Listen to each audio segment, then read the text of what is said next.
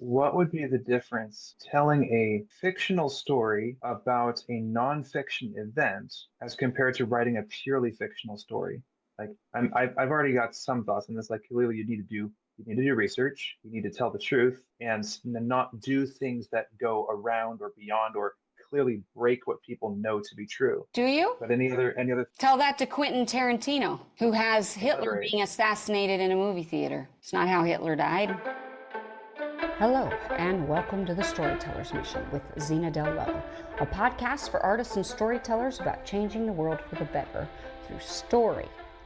I mean, Quentin Tarantino told me that even if I do historical things, I don't have to follow history. I mean, I didn't know that. I didn't know that until I saw Quentin Tarantino. I mean, that was his whole thing. I mean, Once Upon a Time in Hollywood. The whole thing is a fictionalized version of what happened, and it doesn't end badly because and part of that is thematically. It's about how Hollywood glamorizes everything and prettifies even the most heinous things of our society often. So there's a thematic element there. But I don't know that there are any rules anymore, to be honest with you, Stephen. It depends on the type of historical fiction novel you're trying to write. If you're writing one that you want to be based on the truth, but you have a fictional character in that, then you need to be as true to history as you can and don't directly defy the historical events as we know them. On the other hand, if you want to just make something up, you can. The trick on that is, again, audience buy-in. So if the audience knows that George Washington was the first president of the United States and you're telling a story about the early days of the revolution, and you have it that Tom Petey was the first president of the United States, that may or may not work depending on the other elements of your story. If you've told this story in a way that we're supposed to buy it as historical fiction, but you've totally been historically inaccurate, now we have an issue. But if there's something in your story or your storytelling style where it's all kind of like, let's say, what is it? Oh, brother, where art thou? Where you've got whimsical, absurd elements, now we're going to buy it, So it just depends. Again, it comes down to credibility and the type of story you're telling and why. I have that sort of situation because I'm redoing the Wilberforce one. And so the basic premise is historically accurate, that, his daughter falling in love with this guy, but a lot of the characters are fictional, all the dialogue's fictional. But I think it's okay. I'm trying to be faithful to who they were in the situation, right?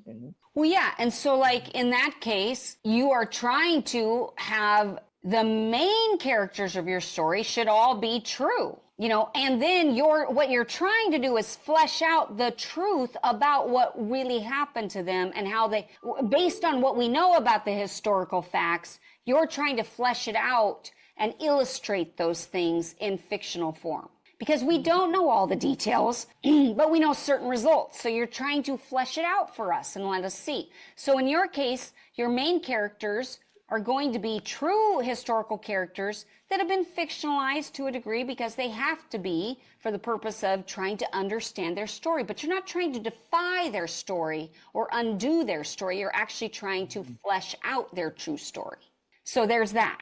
Now, in that, you are going to maybe have other characters that you make up because they serve the story. And you don't know if he had a best friend named George or not. But in your story, he has a best friend named George. I mean, if you do know that he has a best friend named Henry, you shouldn't give us the best friend George. You try to keep it as true as possible if you're doing that kind of a story. I just finished watching The Last Kingdom, which I highly recommend, by the way. It's about Uhtred, Destiny is All. And it's based on basically the history of England and the last kingdom being Northumbria before, England is finally united as one country. And Uhtred fights for the Saxons, but is actually a Dane who well, he was raised Danish, and so he's this unlikely character. And what's interesting about it is they talk about how he doesn't show up in any of the historical chronicles, that he's not going to be in the historical chronicles. But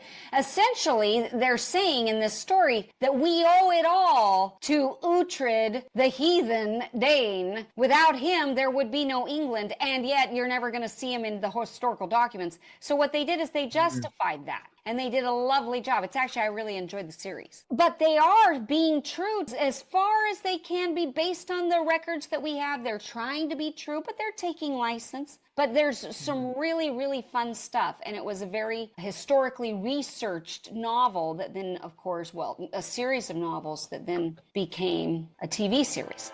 Thank you for listening to The Storyteller's Mission with Zena Del Lowe.